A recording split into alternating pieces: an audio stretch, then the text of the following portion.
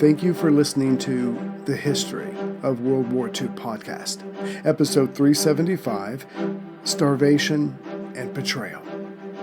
Last time, on May 10th, 1942, Field Marshal Quisling had told Berlin, in regards to Malta, there was nothing left to bomb, which was true enough, but the island and its inhabitants were still defiant, just starving, and though Quisling still wanted to invade, he was waiting for Tobruk, on North Africa's coast, to fall back into the hands of the Axis, which was about to happen. For now, though, he would let starvation do his work for him. Not that those on Malta knew this. To their thinking, the invasion was coming any day now. Yes, the air attacks had decreased, as had the night bombings, but Quisling had been right. There was little left to bomb.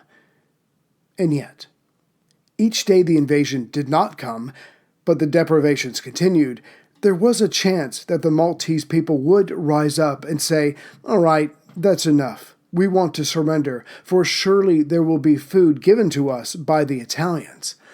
To Lord Gort, the new governor, and to Hugh Pugh, the air officer commanding, this was a real possibility. The question was how to counter this. No one in uniform wanted to attempt to force loyalty from the locals, so the only other option was to make sure there was enough food, at least to survive on, for the moment. Which would mean, ironically, more restrictions, a delicate balance indeed. Given Malta's proximity to Italy, there was a strong connection and long history between the two, but overall, the Maltese were currently pro-British and endured this suffering with stoicism. Besides, not too many islanders were fans of Il Duce and his bullying ways, much less the ruthless Germans. But the collective attitude of any people can change suddenly, which is why, back in February, then-Governor Dobby had removed the pro-Italian Chief Justice and some 40 others to Sudan. And Lord Gort was about to have his own chance of keeping the hearts and minds of the Maltese on the Allied side. Which brings us to Carmelo Borg Pisani, born near the Grand Harbor in 1915. As he had been interested in art, he was able to join the pro-Italian Umberto I art studio in Valletta. This connection would lead to the pro-Italian, which later became pro-fascist organizations on Malta and the Italian mainland. In time, Pisani agreed with Rome that the British were ruining Malta's collective soul with their ways, and the island needed to join in with Il Duce's Italy. When Italy declared war on the Allies, Pisani renounced his British citizenship, but never requisitioned Italian citizenship, though this may have been an oversight. Still, he was allowed to join the Blackshirts, the fascist militia, and later military intelligence. Fast forward to May 1942, Pisani volunteered to go back to Malta to spy for the Axis, to determine just how well, or not, the Maltese were faring, and of course to get a sense of the strength of the island's defenses. But Pisani's first day on Malta would go the way of Mussolini's first day of war, when he lost hundreds of ships, destroyed by the British, as Il Duce had not forewarned his navy or merchant ships to prepare adequate defenses. Pisani, again a native of Malta, put ashore under the steep Dingley Cliffs, smack dab in the center of the island's southwest coast. But rough seas carried away all his supplies, and as he was unable to climb up the cliffs, he was forced to wave down a passing ship. It was either that or starve to death, something the Maltese were trying not to do, or he could have climbed up and then perhaps dropped to the sea anyway. Unfortunately for the young fascist, the boat that he signaled was a British patrol boat. Soon Pisani was at the Naval Hospital RNH in Tarfa. But being a local himself, soon Pisani was recognized by a childhood friend, former friend, which led to Pisani being accused of treason. Now, here's where the would-be spy's luck runs out, as he had denounced his British citizenship but was not yet an official Italian citizen, which would have given him the status of prisoner of war, young Pisani was up a creek without a paddle. Though the expression did not exist at the time, Pisani and his family, which still lived on the island, was about to find out that Lord Gort don't play. All they needed to know was that Gort had earned the nickname Tiger during the Great War. You must be pretty tough to have other soldiers call you Tiger. Either way, Gort had an opportunity to show the Axis that he would not tolerate spies, and he could show the Maltese that he would take any steps to protect them. Pisani was tried and found guilty of treason. He would be hanged on November 18th of that year. But there's more to the story. There's a very good chance that the fascists sent this young man, age 27, to Malta alone, knowing he would be captured and executed. This would then give Mussolini a propaganda tool to beat over Gort's head. If this is so, well, then it failed. The Maltese, though sad about the fate of Pisani, were determined to stick it out with the British, so never seriously protested. And as for Gort, one look at his picture may lead one to take mercy on the bat that was about to hit that head. Case closed. In truth, the entire Pisani affair was only a blip on Gort's radar. No, he was more afraid of the Maltese rising up or becoming apathetic due to the lack of food, first, and bombing, second. Still, needs must. So more reductions were announced. Sugar, rice, kerosene, coffee, and soap were on the list. And as they were running out of fodder, the number of animals on the island had to be reduced. But at least there would be meat from the culling. The horses were spared as their powerful bodies had much use, but also a set number of goats for milk, cows, again milk, and chickens for eggs were pardoned. The rest, like pigs, sheep, and the remaining goats, were slaughtered, and the amount of drinkable water was also tightened.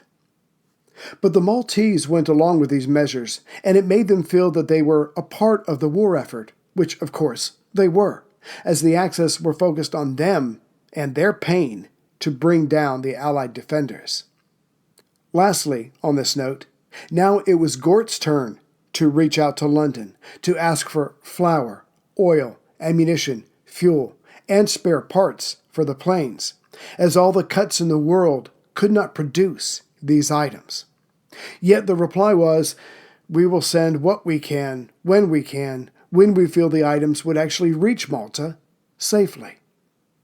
As June opened up, the Maltese adults were given just over 1,000 calories a day. The children, less. The servicemen got more, but spent their waking hours exerting themselves mightily, thus were constantly hungry anyways. And being generally young men, a time in their life when the niceties are not observed or respected, the servicemen forged ration tickets, bought food on the black market, or simply stole food from gardens at night. Being young, they easily forgave themselves. It was hoped by all on Malta that the worst of the deprivations was about to end. In early June, the island was told that 2 convoys would soon be on their way, one from Alexandria and the other from Gibraltar. This was only possible because of the change in balance of power, i.e. the increase of Spitfires and the decrease in German planes based at Sicily. Still, it was a heavy risk. Nothing was guaranteed. The reason for this heavy risk was that now that Japan was in the war, some of the ships of the Western Mediterranean Fleet had been sent there, and promised American help was mostly negated by that same threat on the other side of the planet.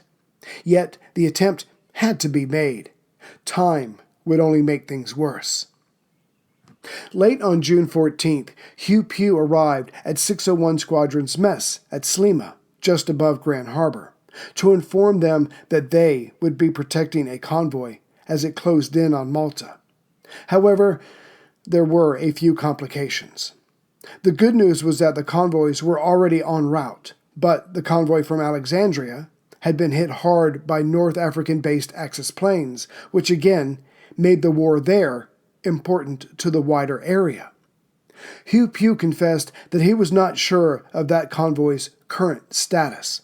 Who knows what was happening to it? And as for the ships coming from Gibraltar, it was reported that several vessels had already been lost. But this is where 601 Squadron comes in. Early the next morning, those escort ships, for both convoys, would have to turn around, leaving the merchant ships vulnerable at a time when the Axis powers would have a go at them. The best Malta could do was send up Spitfires once each respective convoy was 70 miles away from the island. But here's the rub. As 601 Squadron had 12 planes, there could only be 4 planes over a convoy at any one time. Why?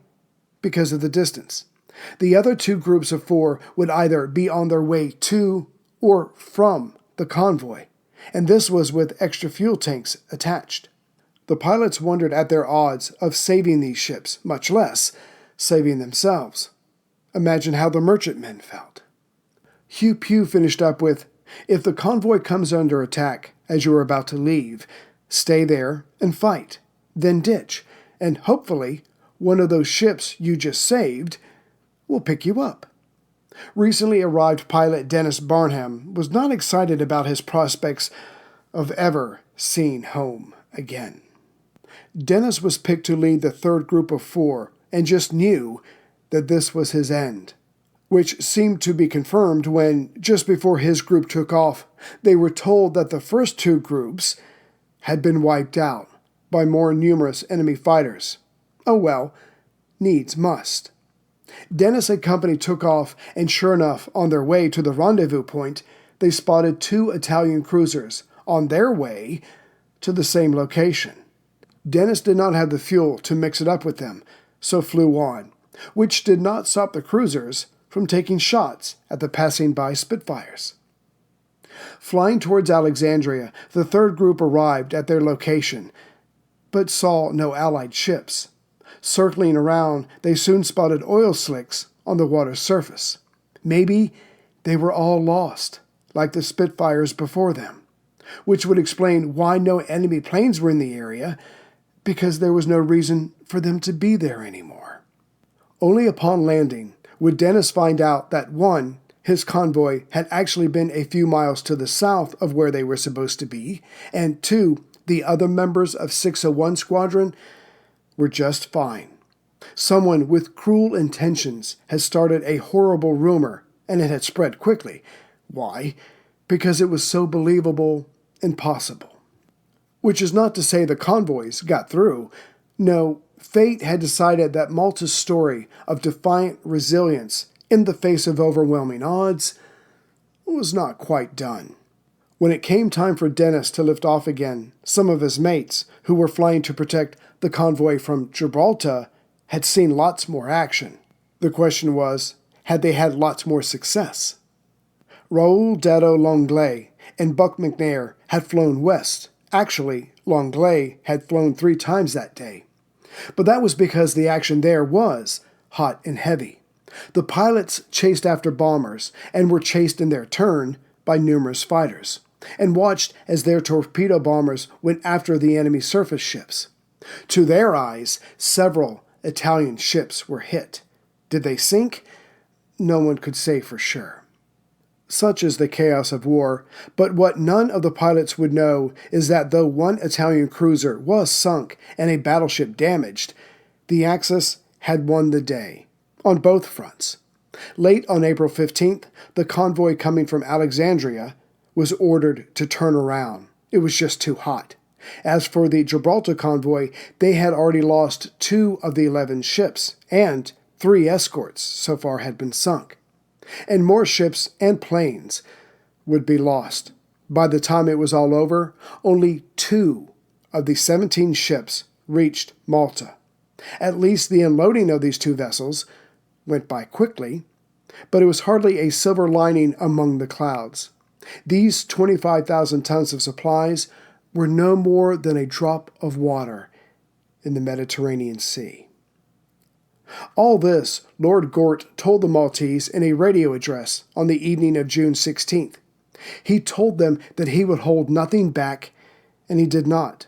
But it was all bad news. So Gort did the only thing left to him. He relied on the people's faith by declaring that their cause was just and that God would see them through. On a more earthly plane, he reminded all to conserve and avoid the black market. Oh, and that another convoy would be attempted when it seemed it would have a better chance than this one. It only took a day, but it was realized that the flour from one of the two successful ships was contaminated with oil.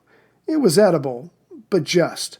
The trick was not to eat too much of the bread at any one time, and this is what the Maltese and servicemen did. Could it get any worse? The answer was yes, of course it could. Lord Gort soon found himself with another problem. The morale of his men was slipping. Oh, they were keen to fight. That wasn't the problem. As there was little to eat or drink, the men's downtime, something they normally looked forward to, was now a study of inactivity and boredom. They couldn't chase the local girls. There were darn few European ladies on the island, and there was little enough to drink. So they spent their days of dreaming of food and women, though maybe not in that order. It was depressing, and for men like Langlais, it was almost as bad, but not quite, as when he was flying.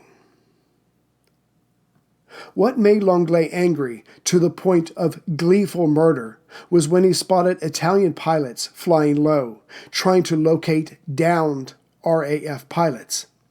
The Italian version of shooting fish in a barrel, as they, the downed pilots, were considered low-hanging fruit, if I may be pardoned. That's where the Italians focused. Langlais would spot some of these planes and happily dive down, knowing their attention was diverted. He would let loose with his bullets and cannon, smiling each time a target started smoking. Let's see how much they like treading water for a few hours. But even this victory almost cost Langlais and others their lives. The German pilots figured out pretty quickly what the Italians were up to. Yes, they respected them even less for this, but the wise Germans found a way to use it. As Langlais and others were shooting at the Italians, the German 109s then bounced the Spitfires. Soon the RAF pilots were pouring on the speed, weaving, dodging, anything they could to get out of this ruthless trap. Most made it home, but Langlais would land and be shaking as he walked to the dispersal hut, knowing his life had passed before his eyes, but he had been a little too busy to see it. And Langlais would continue to shake and walk as he and the others no longer had rides to their quarters, as there was not enough gasoline. So the day for a pilot would go like this: walk 2 miles to the airfield, fight with flies all day, eat food contaminated with oil, go up and try not to die, then land and walk back the 2 miles to their bunks. The joy of living and fighting had long since deserted them. But between the flies, bad food, the Malta dog, dysentery, tons of walking, and little of everything else, the men still defended this island. Pilot Peter Rothwell, all of 21 years old, was in charge of the island's lone bomber unit. And on June 5th, as a part of the special duties flight, he dropped a torpedo that struck the Italian merchant ship Reginaldo Giuliani. As the stricken vessel was 120 miles, 20 degrees from Benghazi, the crew did what it could to salvage their ship, but the damage was too great. Later that day, an Italian destroyer finished her off after rescuing its crew. This was the good news, but it had been months since a Malta-based plane had sunk an enemy vessel. Those glory days were gone. Later that month, Rothwell and the others of his unit were sent to Taranto 3 times. But this was not like the earlier attack by Admiral Cunningham that had been a stunning success. Now the Italians were ready and made Rothwell and the others fly carefully, which meant less accurately if they wanted to continue flying at all. At one point, when his Wellington had the attention of an entire Italian fleet coming out of Taranto, manifested by thousands of bullets and shells, Rothwell asked himself, is it really wise for a 21-year-old to be leading this unit? But as it was, he had the most experience, which made him the perfect candidate. Malta's own special Catch-22. As they say in the military, fake it until you make it. Which makes this last part all the more funny and sad. Back in March, a sign was put up at all the gun sites that were protecting the various airfields and the other valuable targets. It read, "Anxiety neurosis is a term used by the medical profession to commercialize fear. Anxiety neurosis is a misnomer which makes cold feet appear respectable. To give way to fear is to surrender to the enemy attack on your morale. To admit to anxiety neurosis is to admit a state of fear which is either unreasonable or has no origin in your conception of duty as an officer. If you are a man, you will not permit your self-respect to admit to anxiety neurosis or to show fear." Believe it or not, these sentiments did not stop the men and women from becoming fearful and giving into that fear then and much later. Many from Malta and other heavily bombed sites admitted to jumping at loud sounds decades after the war. The shell shock from those days became their lifelong companion. Greetings, everyone, from Central Virginia. So, to make a long story short, I took the family on a vacation out west. We went to Sedona, which is amazing. You should go. The Grand Canyon, the North Rim, that is,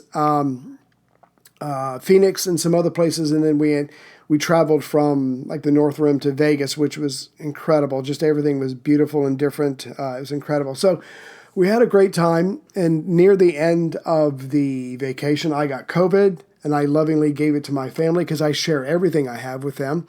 And so the last week, a week and a day, 8 days, I've been literally laying on my back. This is as good as my voice is now. I have a membership episode recorded, but I'm going to wait a day or two because this has got to be intolerable for you guys. But I wanted to put something out because, like I said, it had been just over 2 weeks. So anyways, hopefully we'll get caught up on back to a regular schedule soon. I'll get my voice back. And this is not me preaching. This is not me playing politics, but do whatever you gotta do to not get COVID. I've got my vaccine. I've been boosted. My family was boosted right before we left. However it happened, it didn't matter. The COVID tore through all of us, and we were literally lying in bed for days, just wanting everything to end. So, it strips you. It absolutely strips you of all defenses, of everything. You have no energy, and you just lie there and you feel everything, which is pretty intense. Sometimes it was good. Sometimes it was bad. But anyway, just please be careful. COVID has not gone anywhere. I was careful for 2 years. It only took bumping into one person somewhere at the North Rim, and I got COVID. So just be careful out there. I'll see you as soon as I can with the next episode. Take care, everyone. Hurry in during Ram Truck Month and discover what it truly means to drive a truck that's built to serve. Ram 3500 with an available legendary Cummins engine. Ram TRX, the most horsepower of any gas pickup ever built. And Ram 1500, ranked #1 in driver appeal among large light-duty pickups in 2022. That's 3 years in a row by J.D. Power. Hurry in during Ram Truck Month. For J.D. Power 2022 U.S. award information, visit jdpower.com/awards.